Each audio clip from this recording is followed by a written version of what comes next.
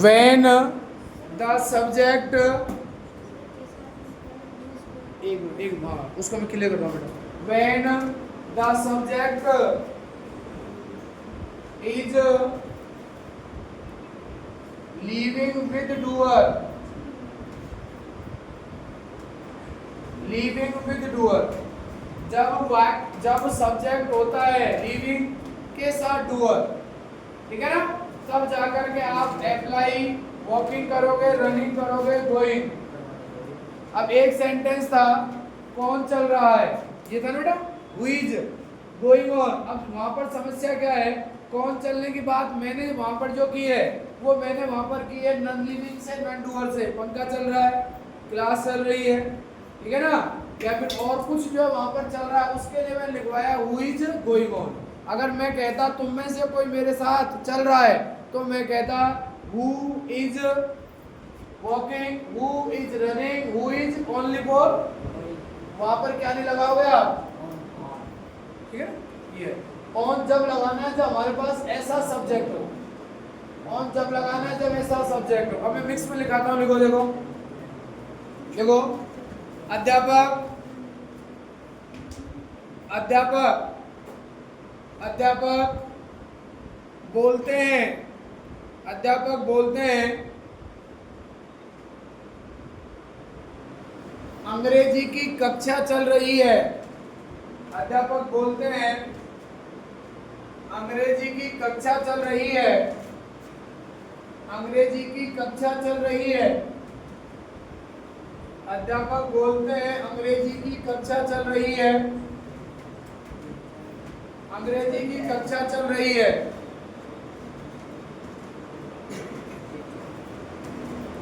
बना बेटा एक बार आप, शाबाश।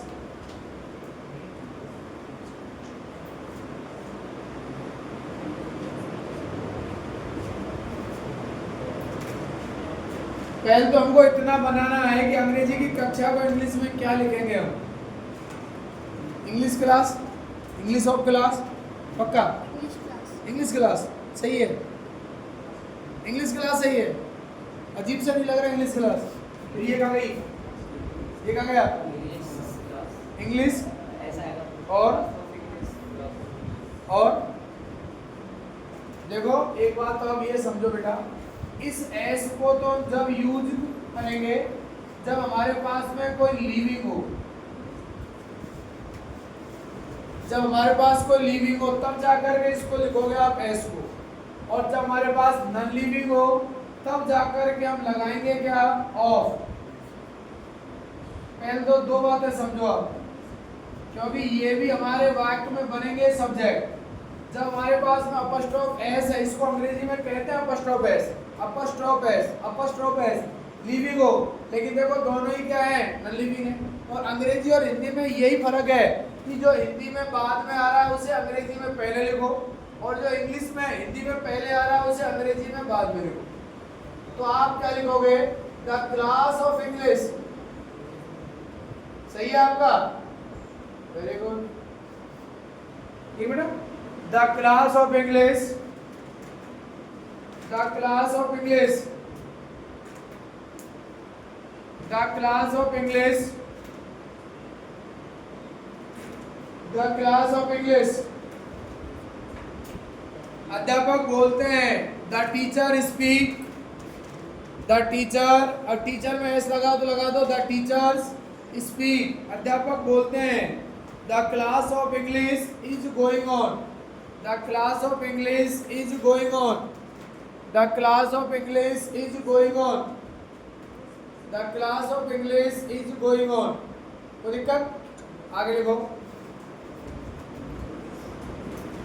मार्कर चल रहा है, मार्कर, मार्कर, मार्कर चल रहा है। भाई का पेन चल रहा है। आपके दोस्त ने आपसे बात नहीं की तो आपके मुंह से ये निकलता है भाई का पेन चल रहा है ना, भाई का पेन चल रहा है, शायद इसलिए बात नहीं की, भाई का पेन चल रहा है।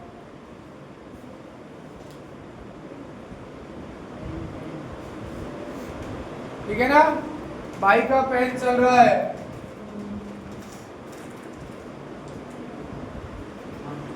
आगे लिखो, स्कूल चल रहा है।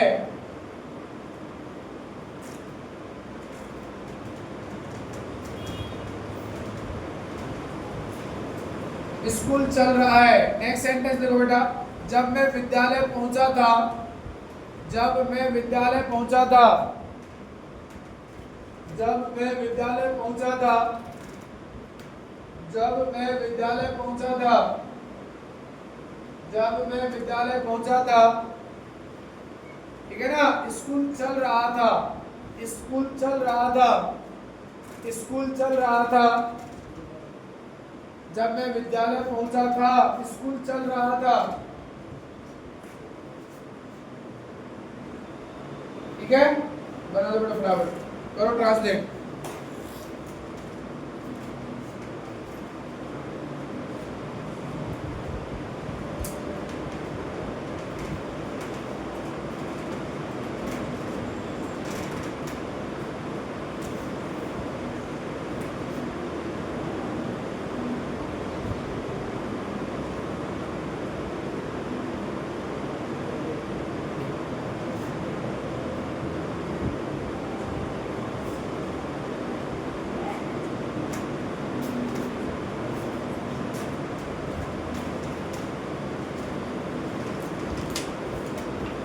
Check it your sentence.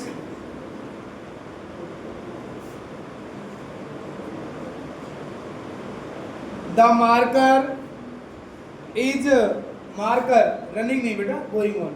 Marker तो non living है ना, है ना। हाँ, the marker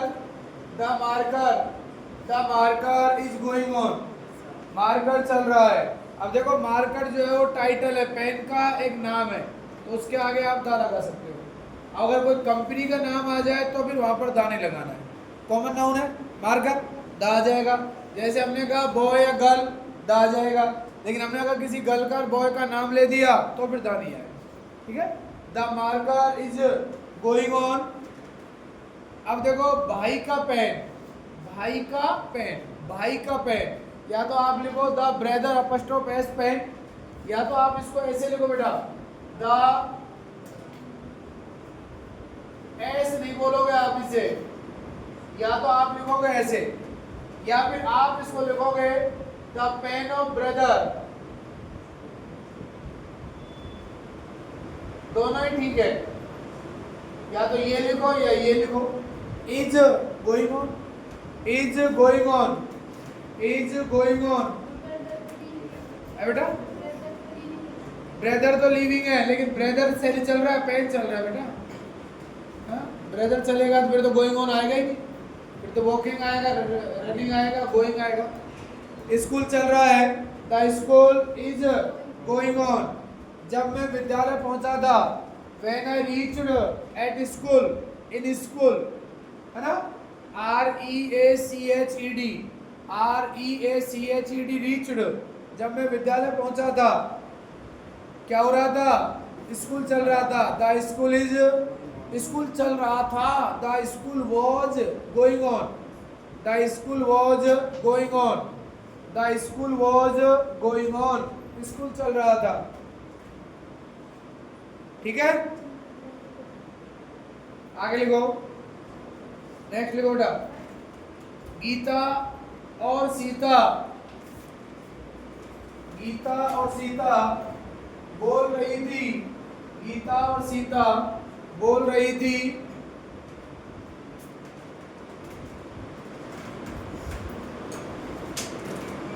आप चल रहे हैं, आप चल रहे हैं।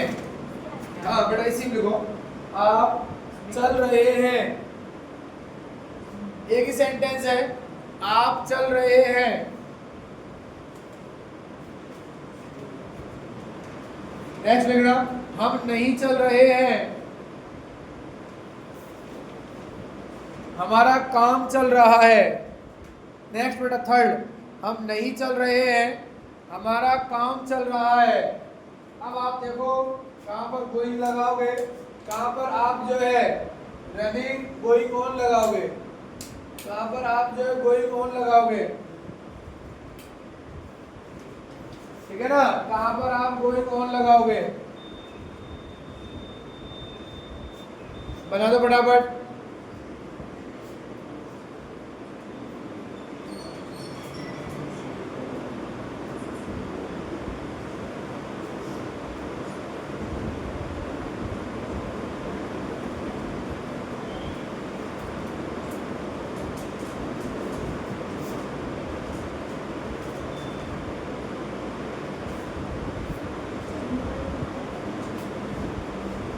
बोलो, बन गए, देख लो।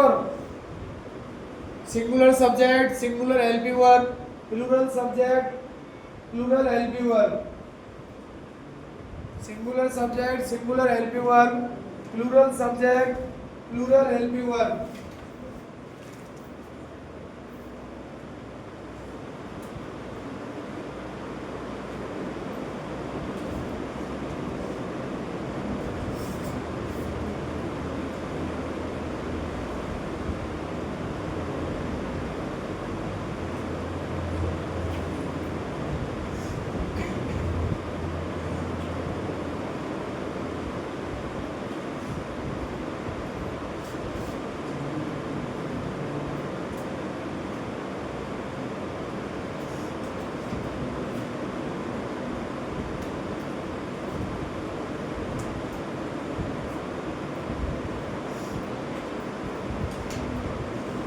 बन गए, नोटबुक दो, चेक करना बेटा।